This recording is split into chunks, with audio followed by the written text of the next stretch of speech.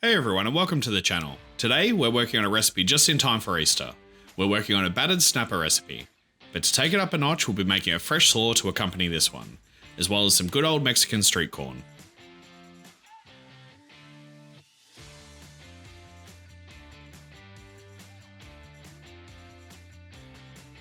If you're still wondering what you were going to make for Good Friday this year, this one is for you. Let's start with the snapper. I'll kick it off by patting it down nice and dry with some paper towel and seasoning it well with salt. Then I'll sprinkle some flour all over to make a nice tacky surface for the batter to stick to and set it aside. For the batter, I'll start by adding my flour to a bowl, followed by my corn flour. Into the bowl goes our baking powder, then we'll add some spice, Mexican chili powder, the smoked paprika, and finally some garlic powder. For the liquid, I'm going to be using beer. Here's where you can mix this one up.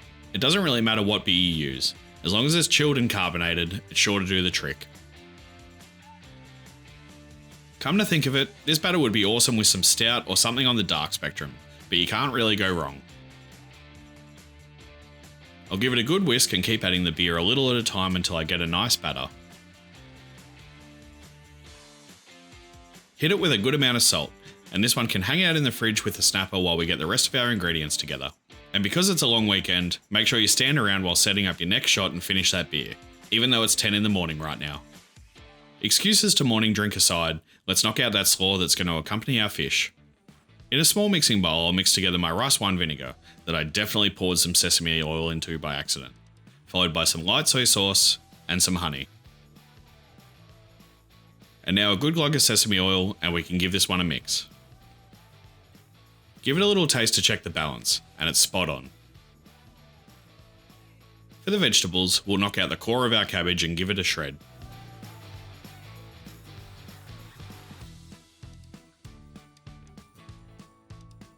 Followed by a rough julienne on the carrot.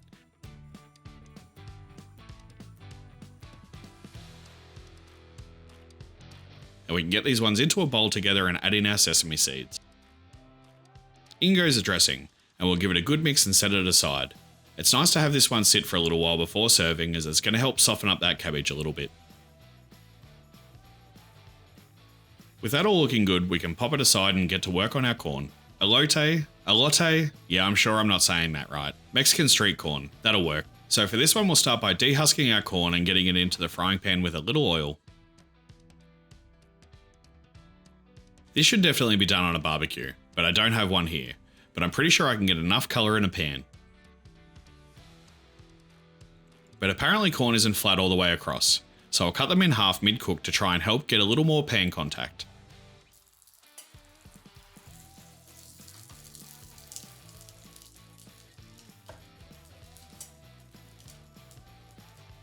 And this is why it should be done on a barbecue with dry heat.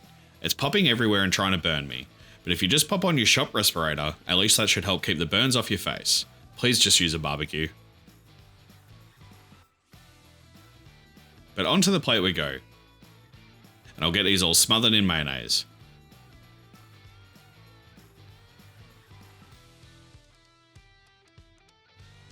After trying to look professional with a butter knife, it's heaps more fun to get your hands dirty and just paste it all over.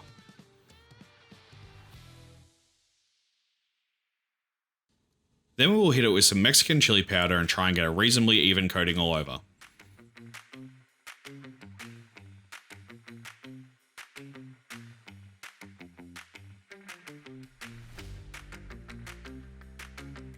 And finally, the cheese. I wish I could buy the right cheese, but I've never seen Cohier available in my area, so Feta will have to do. I'll just try and sprinkle it on as evenly as I can and press it in lightly to help it stick.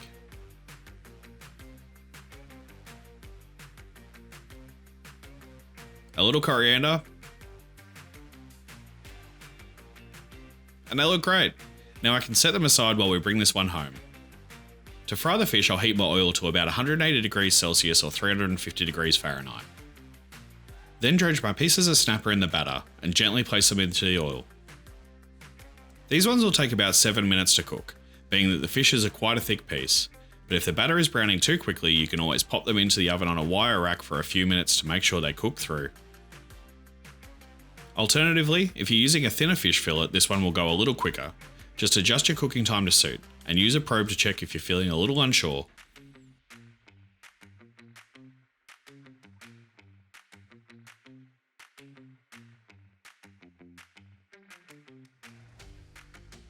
But these look pretty good, so I'll pop them onto a tray lined with paper towel and season them with a little salt and some Mexican chili powder for an extra kick. And there we go, an interesting fish dish with some cool sides just in time for Easter. All it needs is a little squeeze of fresh lime juice and you're on your way.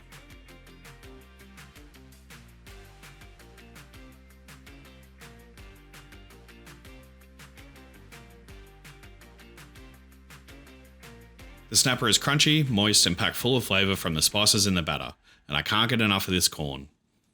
Thanks for watching the video everyone. If you liked it, please consider giving the video a like and subscribing to the channel. Happy Easter and see you on the next one!